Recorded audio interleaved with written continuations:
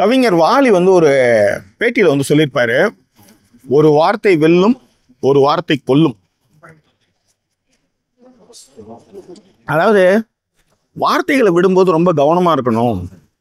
இப்ப புராண கதைகள்ல கூட வந்து நீங்க வந்து ஏதாவது நெகட்டிவான வார்த்தைகளை சொல்லாதீங்கன்னு பெரியவங்கலாம் சொல்லுவாங்க. ஏன்னா அப்ப வந்து மேல இருக்கிற தேவதைகள்லாம் வந்து சதாஸ்து சதாஸ்து சொல்லும், அதனால அது அப்படியே நடந்துரும் அப்படின்லாம் வந்து பெரியவங்க சொல்றதை நம்ம கேள்விப்பட்டிருப்போம். அப்படிலாம் பார்த்தா நெகட்டிவான வேர்ட்ஸ் வந்து நிறைய பேர் பேசிட்டு தான் இருக்காங்க. பட் ஆனால் இப்படி ஒரு கான்செப்டை வச்சுக்கிட்டு பிரபஞ்ச விதி, புதியவர்கள், புதிய நடிகர்கள், புதிய தொழில்நுட்ப கலைஞர்கள், ஃபேமஸே இல்லாதவங்க அவங்களுடைய முதல் படத்தில் பிரபஞ்ச விதியெல்லாம் பற்றி பேசுகிறாங்க அப்படின்னும் போது நமக்கு ஒரு ஆச்சரியத்தை கொடுக்கும் இல்லையா? யோசிச்சு பாருங்க. இது வந்து ஃபுல்லாக வந்து கள்ளக்குறிச்சி டிஸ்ட்ரிக்டை பின்னணியாக வச்சுக்கிட்டு ஒரு மருந்து கடையினுடைய பின்புலத்தில் இந்த கதை வந்து தொடங்குது. இது ஒரு சவுத் ஆர்கா டிஸ்ட்ரிக்ட் ஃபிலிம்னே வச்சுக்கோங்களேன். அந்த சவுத் ஆர்கா டிஸ்ட்ரிக்ட்ல வந்து பிறந்தவங்க வந்து யூகேல இருந்து உட்காந்துட்டு இந்த படத்தினுடைய ரிவ்யூ வந்து பேசுகிறோம் அப்படின்றதும் ஒரு பிரபஞ்ச விதியாக தானே இருக்கணும், ரைட்? ஆகக்கடவனை புதியவர்களால் இயக்கப்பட்டு வெளிவந்திருக்கக்கூடிய ஆகக்கடவனை திரைப்படத்தினுடைய விரிவான பார்வை இந்த இப்போ சொல்ல பார்க்க போகிறோம். அதற்கு முன்பாக இந்த தளத்தை இதுவரை சப்ஸ்கிரைப் பண்ணாதவங்க சப்ஸ்கிரைப் பண்ணுங்க, லைக், கமெண்ட், ஷேர் பண்ணுங்க. ஸோ விரிவான பார்வைக்கு ஸ்டே டியூன் வித் அஸ்.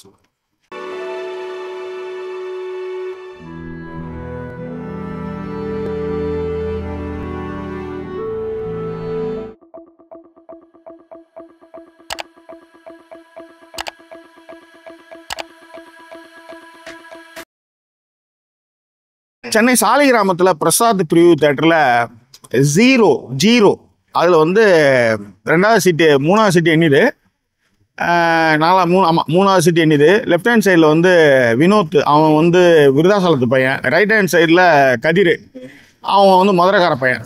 இந்த 2 பையலும் தான் என் பக்கத்தில் உட்காந்து படம் பார்ப்பானுங்க. 2 பேரும் படங்கள் முடிஞ்சதுக்கப்புறம் பேசுவோம். வினோத் கொஞ்ச நாள் நம்மக்கிட்ட வேலையும் செஞ்சுட்டு இருந்தாப்புல. ஸோ இந்த ஆகக்கடவனை படம் பார்த்துட்டு ப்ரிவ்யூ பார்த்துட்டு எல்லாருமே ஃபேஸ்புக்கில் எழுதுனாங்க. இங்கே முக்கியமாக வினோத்து கூட எழுதியிருந்தான். அதன் பிறகு வந்து கதிரவன் என்ன சொன்னால், பிஆர்ஓ வந்து என்னோடய ஃப்ரெண்டுன்னு படம் நல்லா இருக்குன்னு சொன்னாங்க, நீங்கள் பார்க்குறீங்களா?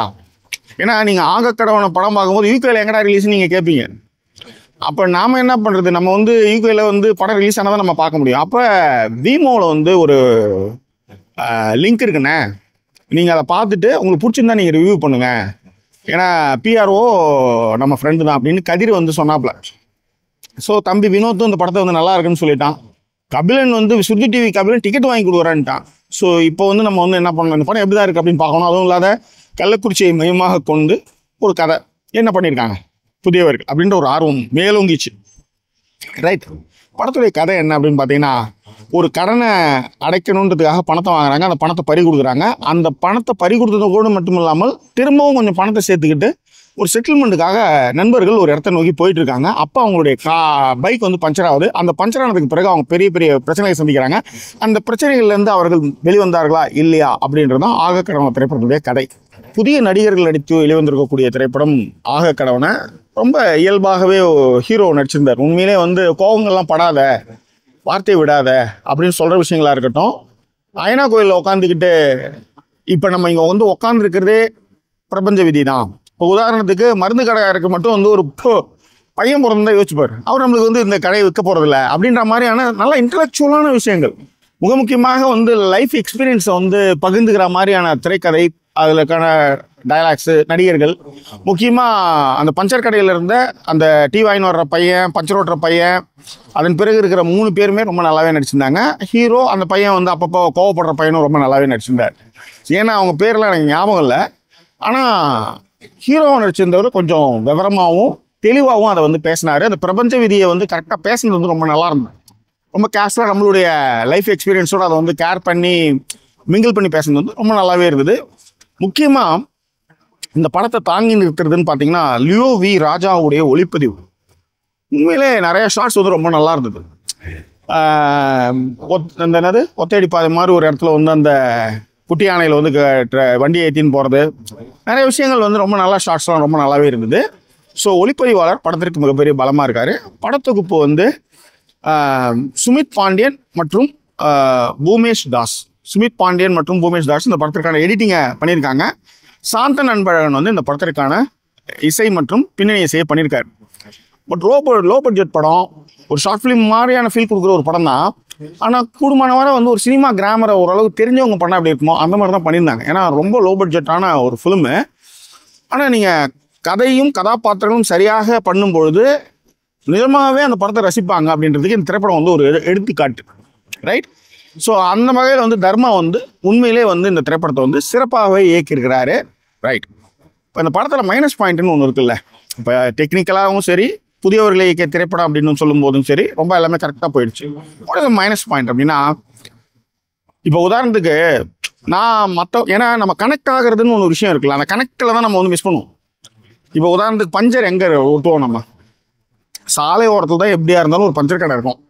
சாலையை ஒட்டி மிஞ்சி போனால் அது தோட்ட வீடாக இருக்கிற மாதிரி இருக்கும். கொஞ்சம் சைடில் போயோன்னா வண்டி நிறுத்துற மாதிரி இருக்குமோசரம் உள்ளார வந்து ஒரு என்ன சொல்கிறது, சம்மந்தமே இல்லாத ஒரு காட்டுக்குள்ளெல்லாம் வந்து பஞ்சர் கடை இருக்காது.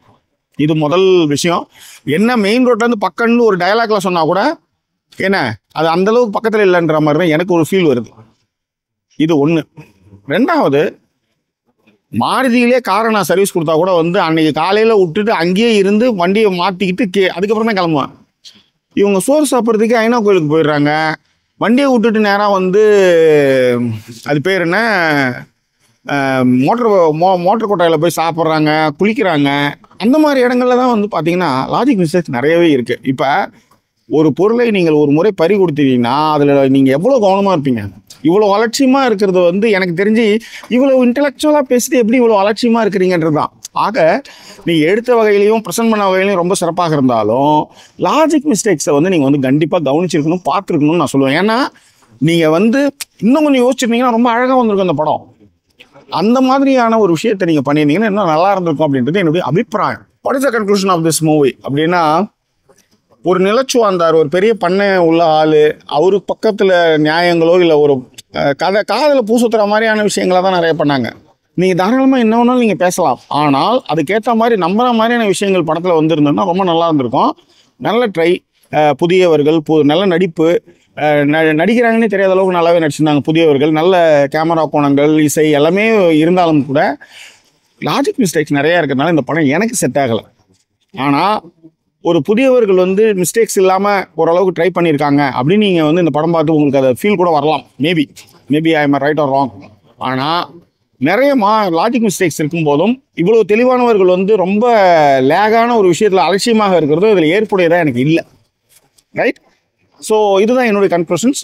ஆனால் ஓவராலாக நீங்கள் பார்க்கும்போது குட் ட்ரைன்னு சொல்லலாம். நான் ஏற்கனவே சொன்ன மாதிரி எனக்கு லாஜிக் மிஸ்டேக்ஸ்லாம் நிறையா இருக்கலாம், எனக்கு செட் ஆகலை. மேபி உங்களுக்கு செட் ஆகலாம். குட் ட்ரை, அதுதான் என்னுடைய conclusions, right? The choice is yours. படத்தை பார்த்து உங்கள் கருத்துக்களை பின்னூட்டங்களை தெரியப்படுத்துங்க. படம் நல்லா இருக்குன்னு சொன்ன வினோத்துக்கும் சரி, தம்பி கதிருக்கும் சரி, ஸ்ருதி டிவி கபிலனுக்கும் சரி, இவங்களாம் சொன்னதுனால தான் இந்த படத்தை நான் பார்த்தேன், இல்லைனா பார்த்துக்க மாட்டேன் ஆக்சுவலி. அதுவும் இல்லாத விமோ லிங்க்கும் வந்து தம்பி எனக்கு அனுப்பிச்சி வச்சுருந்தான் கதிர், அவருக்கும் சரி, பிஆர்ஓக்கும் சரி. இயக்குனர் தர்மா வந்து நிறைய கஷ்டப்பட்டு இந்த படத்தை எடுக்கிறதுலாம் புரியுது. ஆனால் திரைக்கதையில் கொஞ்சம் கவனம் செலுத்துவீங்கன்னா இந்த படம் அடுத்த லெவலுக்கு போயிருக்குன்றதான் நான் சொல்லக்கூடிய விஷயம். இந்த திரைப்படம் குறித்தான உங்கள் கருத்துக்களை பெருமைகளை தெரியப்படுத்துங்க. இன்னும் வேறொரு எபிசோட உங்களை நான் சந்திக்கிறேன். அது ஒரு நன்றி கூறிய விருது உங்கள் ஜாக்கி சேகர். நன்றி, வணக்கம்.